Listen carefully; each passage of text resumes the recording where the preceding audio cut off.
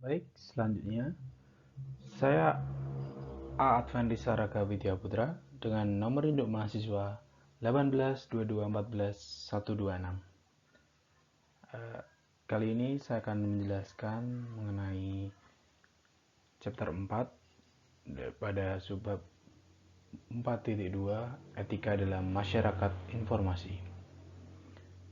Etika menjadi perhatian penting manusia yang memiliki kebebasan memilih. Etika adalah tentang pilihan individu. Ketika individu dihadapkan pada tindakan alternatif, apa itu pilihan moral yang baik? Apa itu pilihan moral yang benar? Apa ciri utama dari pilihan etis? Pertanyaan tersebut akan kita cari jawabannya pada materi kali ini. Konsep dasar yaitu mengenai tanggung jawab, akuntabilitas, dan kewajiban.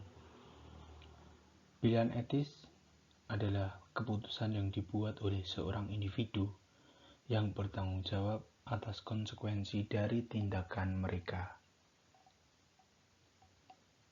Tanggung jawab berarti menerima potensi biaya, tugas, dan kewajiban untuk keputusan yang mereka buat. Tanggung jawab ini adalah elemen kunci dari tindakan etis. Kemudian akuntabilitas. Berarti ada mekanisme untuk menentukan siapa yang mengambil tindakan yang bertanggung jawab dan siapa yang bertanggung jawab. Akuntabilitas merupakan ciri dari sistem institusi sosial. Kemudian kewajiban merupakan tindakan atau tanggung jawab yang harus diambil oleh seseorang secara hukum maupun moral. Kewajiban ini memperluas konsep tanggung jawab secara lebih jauh lagi. Dari konsep dasar slide sebelumnya, menghasilkan sebuah dasar analisis etika. Yang pertama, teknologi informasi disaring melalui institusi sosial, organisasi, dan individu. Sistem tidak memiliki dampak sendiri. Apapun dampak sistem informasi yang ada adalah produk dari tindakan dan perilaku kelembagaan, organisasi, dan individu yang menggunakan. Selanjutnya, tanggung jawab atas konsekuensi teknologi berada pada institusi, organisasi, dan manajer individu yang memilih untuk menggunakan teknologi informasi tersebut. Menggunakan teknologi informasi dengan cara yang bertanggung jawab secara sosial berarti dapat dan akan dimintai pertanggungjawaban atas konsekuensi tindakan tersebut. Yang ketiga, dalam masyarakat etis, politik, individu, dan orang lain dapat memulihkan kerusakan yang dilakukan terhadap mereka melalui seperangkat undang-undang yang dijadikan oleh proses hukum.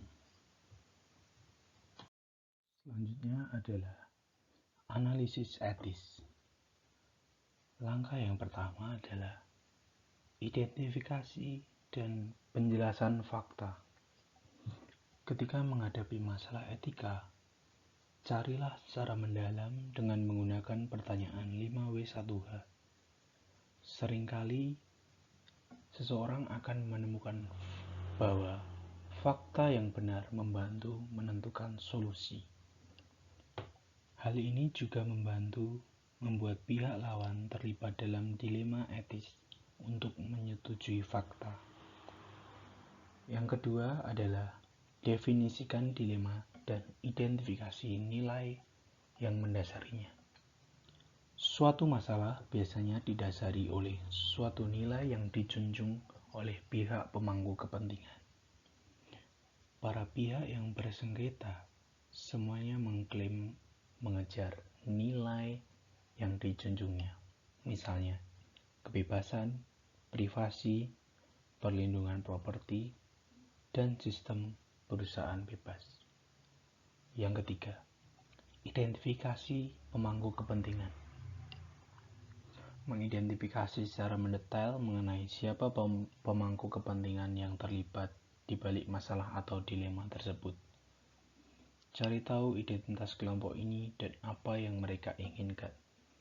Ini akan membantu nantinya saat merancang sebuah solusi. Yang keempat, identifikasi pilihan yang dapat diambil secara wajar. Identifikasi pilihan yang akan menjadi solusi dari masalah atau dilema etis dalam suatu kasus. Yang kelima, identifikasi potensi konsekuensi dari pilihan yang dipilih.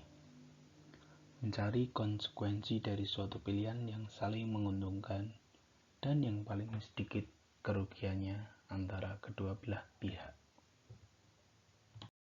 Setelah melakukan analisis, kemudian prinsip atau aturan etika apa yang harus digunakan untuk membuat keputusan?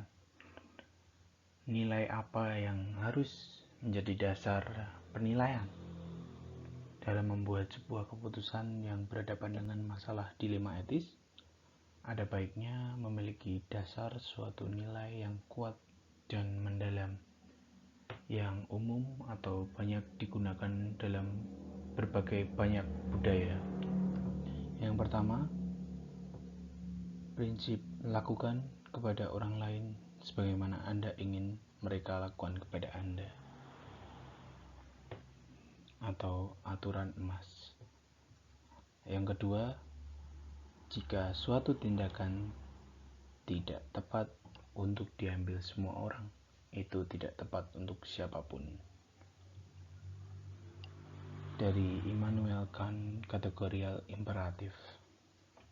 Yang ketiga adalah jika suatu tindakan tidak dapat dilakukan berulang kali, maka tindakan tersebut tidak benar sama sekali. Aturan perubahan Descartes. Yang keempat adalah ambil tindakan yang mencapai nilai yang lebih tinggi atau lebih besar kegunaannya, atau yang sering disebut prinsip utilitarianisme. Yang kelima, ambil tindakan yang menghasilkan paling sedikit kerugian atau biaya atau cost potensial, atau sering disebut prinsip resiko atau meminimalkan resiko. Yang terakhir adalah asumsikan bahwa hampir semua benda yang berwujud dan tidak berwujud adalah milik orang lain kecuali ada pernyataan khusus yang lain, atau yang sering disebut tidak ada makan siang gratis. Selanjutnya adalah pedoman perilaku profesional. Suatu kelompok yang menyatakan diri sebagai profesional berarti mereka mengambil hak dan kewajiban khusus karena klaim mereka atas pengetahuan, kebijaksanaan, dan rasa hormat. Kode etik profesional dikeluarkan dan diumumkan oleh asosiasi profesional. Contohnya seperti American Medical Association atau AMA. Jika di Indonesia, contoh lain seperti Persatuan Perawat Nasional Indonesia atau PPNI. Itu sama, jadi di Amerika, contohnya saya ambil sama di Amerika adalah Medical Association, jika di Indonesia juga Persatuan Perawat Nasional Indonesia. Kelompok profesional ini bertanggung jawab atas sebagian regulasi profesi mereka atau mengatur profesi mereka dengan menentukan kualifikasi masuk dan kompetensi. Kode etik adalah janji profesi untuk mengatur dirinya sendiri demi kepentingan umum masyarakat. Contoh dilema etis di dunia. Perusahaan telepon di Amerika Serikat menggunakan teknologi informasi untuk mengurangi tenaga kerja. Sistem informasi telah menciptakan dilema etika baru, di mana satu set kepentingan dipertentangkan dengan kepentingan yang lain. Misalnya, banyak perusahaan telepon besar di Amerika Serikat menggunakan teknologi informasi untuk mengurangi jumlah tenaga kerja mereka. Perangkat lunak pengenalan suara mengurangi kebutuhan operator yang biasanya dipekerjakan oleh karyawan, dengan memungkinkan komputer mengenali tanggapan pelanggan terhadap serangkaian pertanyaan yang sudah terkomputerisasi